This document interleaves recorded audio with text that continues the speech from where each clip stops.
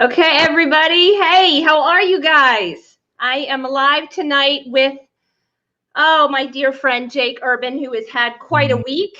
And so he's going to share a little bit about his story with you guys. I will tell you his mom is sitting there with him as well. And she's a very dear friend of mine. And Jake, she started talking to me when you started coming down with the symptoms. So I'm not going to go through the story because I know you have your own firsthand experience. So I'd love to kind of hear, how did it start? How did you get it? And I'm just going to interject questions as we go along. Is that cool? Sure, yeah. Okay, so go ahead. How did it all start?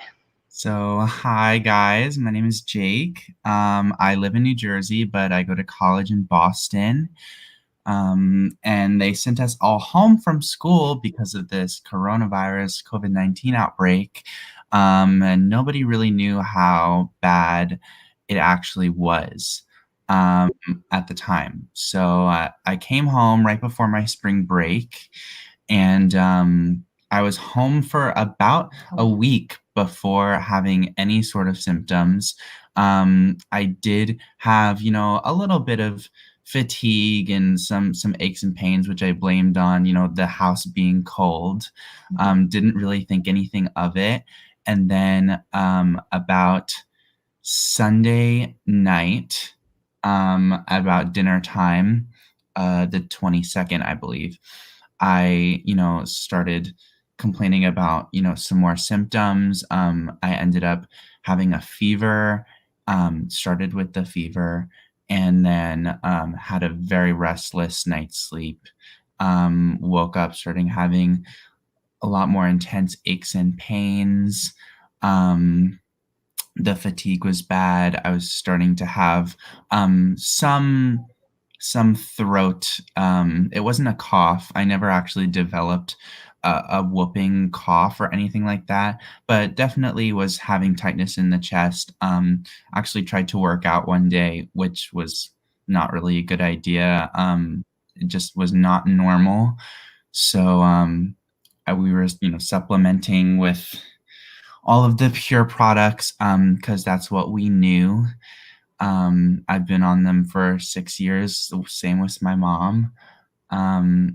And so that's, what we were trying to go with. Okay, let me interrupt for a second. So when do you, because I was trying to get this timeline from your mom when she started telling me about your symptoms. So I was trying to figure out, because I know there's people on here, it's supposedly doubling every 3 days or whatever. There's people on here who are like, oh my gosh, my cousin has it. I was in contact. When did it start? So for your best guess, like how long before you started to feel the symptoms do you think you had it? Because I was trying to calculate that when I was talking to your mom. What would you guess?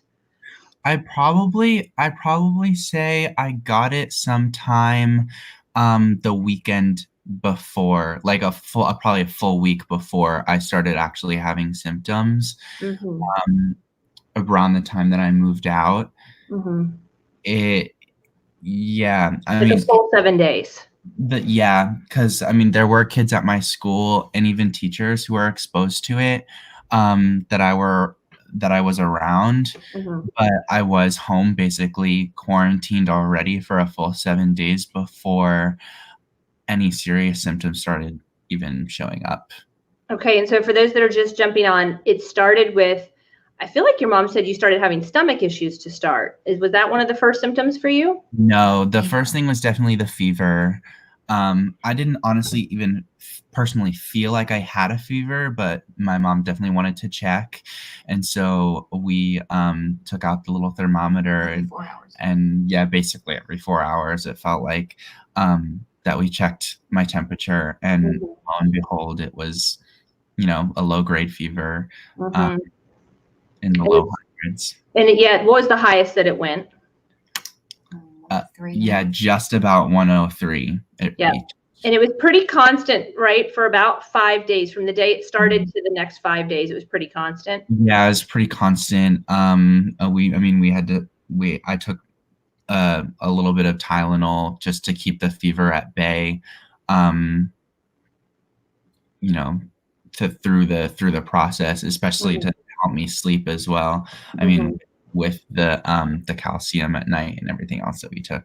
What would you say is the worst thing about the 5-day experience that you had? Like, what was the worst thing about all of it? Honestly, probably the temperature fluctuations with the stomach pain. That started Wednesday. Which the stomach pain did start around Wednesday. It got pretty bad.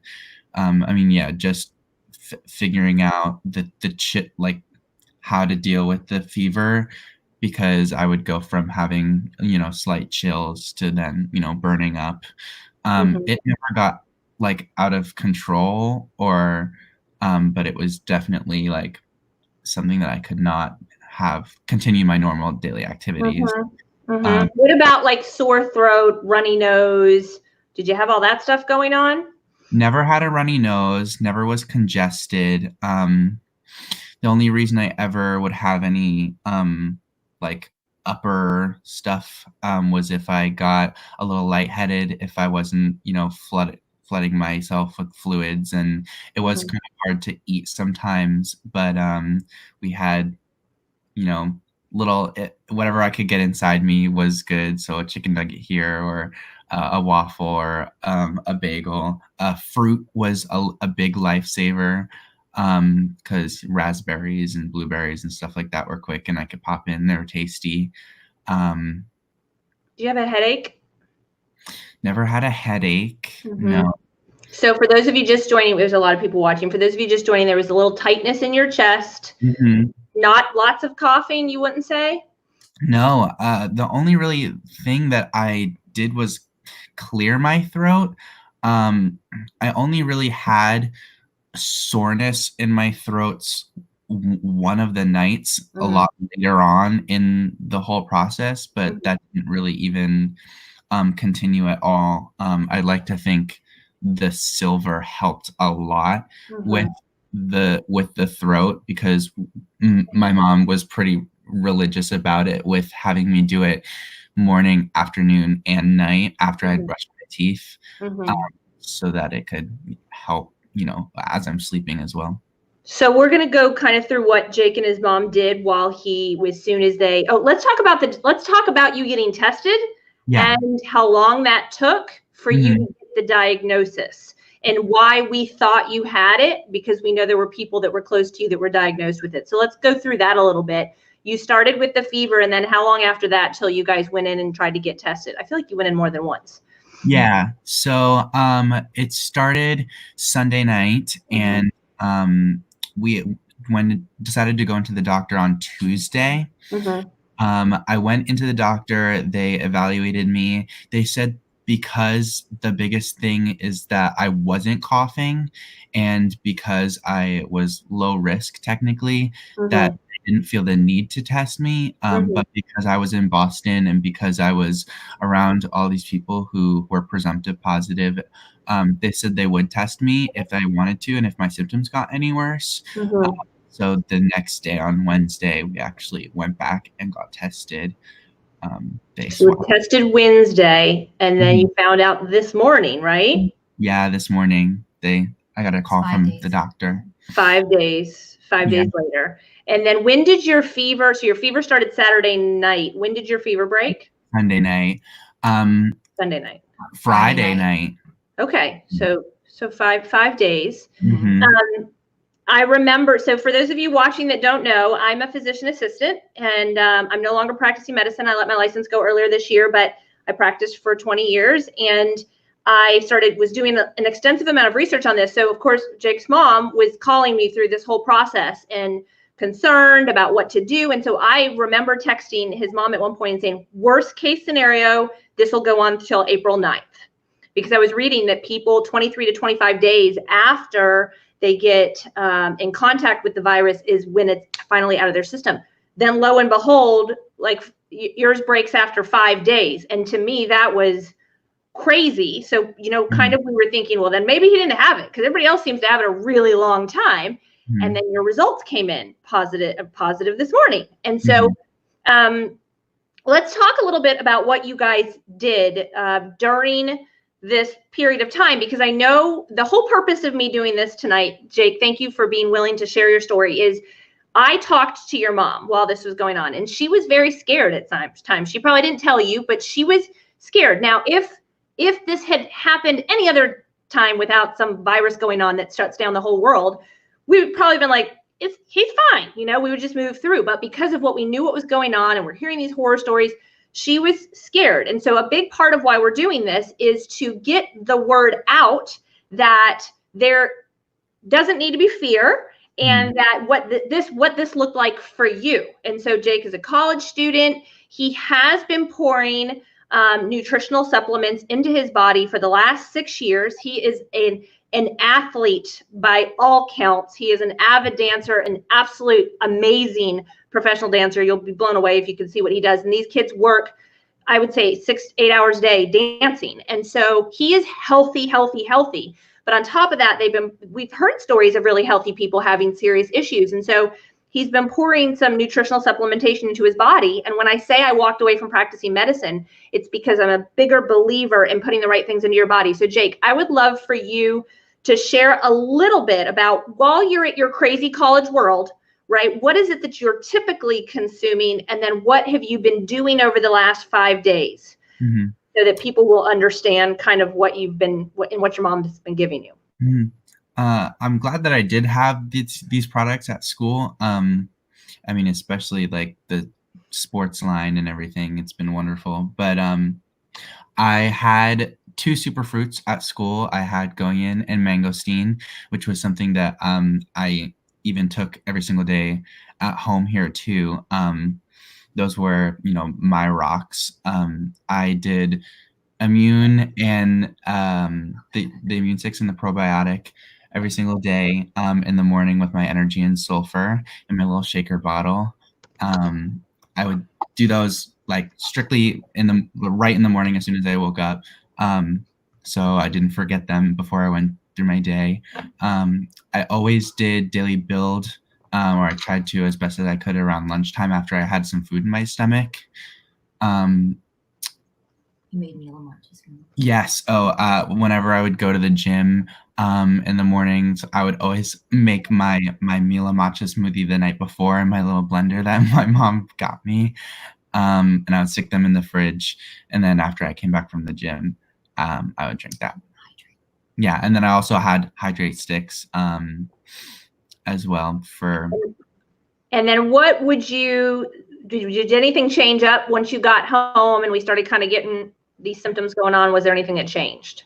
Yeah. So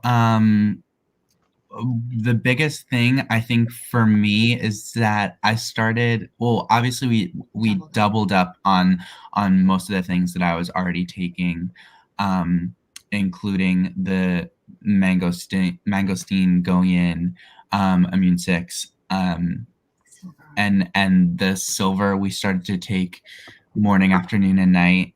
And then also we introduced the noni, which was kind of tough to take at the beginning, but I think I'm very good at it now.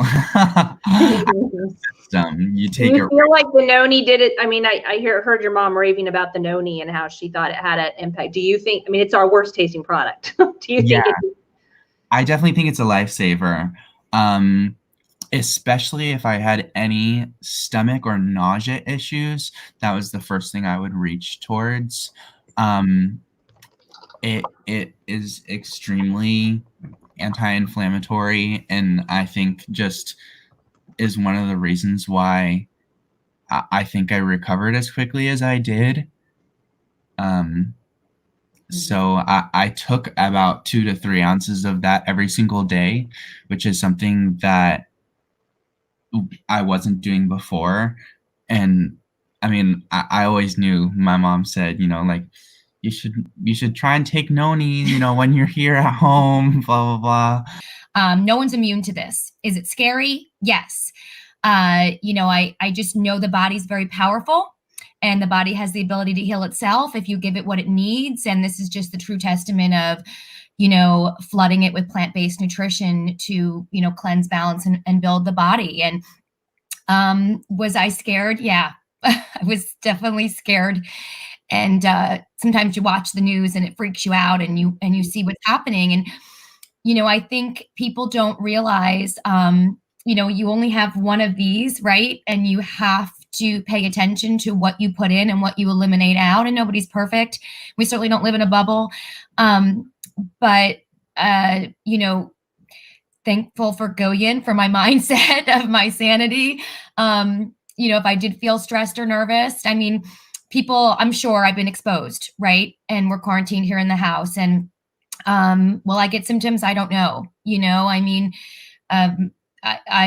I've already been doubling up on everything just because, and I think it's wise. And if anyone has things like this in their home, like these pure products, I mean, it can't hurt, right? So it's food and nutrition. Your body can absorb it rapidly. And like Jake said, the small amounts are great because we're getting really great nutrition right into our body in those small amounts. And we're so thankful for that because what he doesn't know is, yes, I would hide greens in some of his smoothies. And he said, I knew it. I would hide extra, sulfur day and night in his hydrate. I definitely added whatever I could extra as I handed him every single sip and every single drink. And, that was a big piece to the puzzle. He probably didn't even know all the extra stuff I was giving him, but I think the noni was a kicker for us. Once we really added that in, it was a game changer. I don't know. I don't have an explanation, but God is good, and it's a powerful food. It's a powerful food, from immune boosting, anti-inflammatory. I mean, so many amazing properties to it. And we're not out of the woods, right? I mean, we are still quarantined here and still doubling up and still hydrating and still taking it one day at a time. But we're so blessed and thankful. We're asymptomatic right now, and I hope we can help somebody and give them some hope and healing with what we have here at Pure. I know you have a friend that was recently diagnosed, and you dropped the noni off at her house today, right? Yeah. To make sure that she had that. So thank you, Melissa, for coming on and sharing. And I think you're going to be just fine. But thank you for coming on and sharing about what you've been through this week. I know it was a rough week. And so now I know you guys can relax and be at peace and be calm. So love you guys. Have a great night.